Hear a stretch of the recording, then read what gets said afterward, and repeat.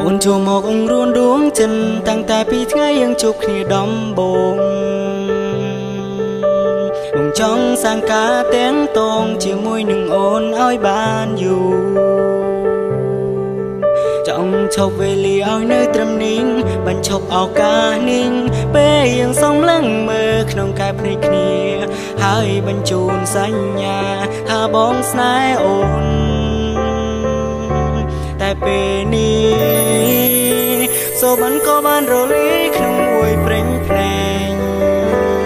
ពេលមានមនុស្សម្នាក់ដើរចូលមកចាំដៃអូនហើយដើរចេញទៅ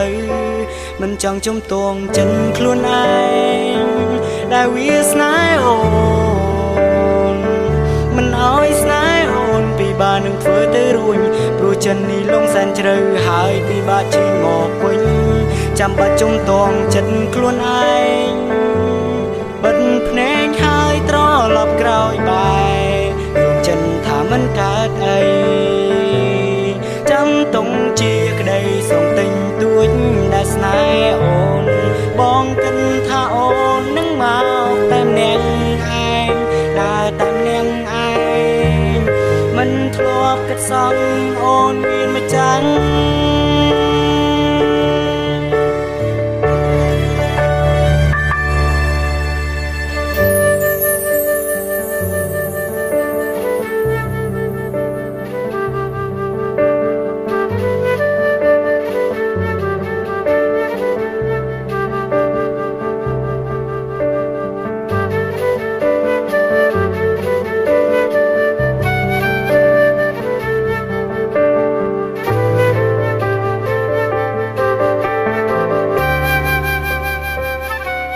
តែពេលនេះសូបានក៏បានរលាយក្នុងមួយព្រេងភ្នែក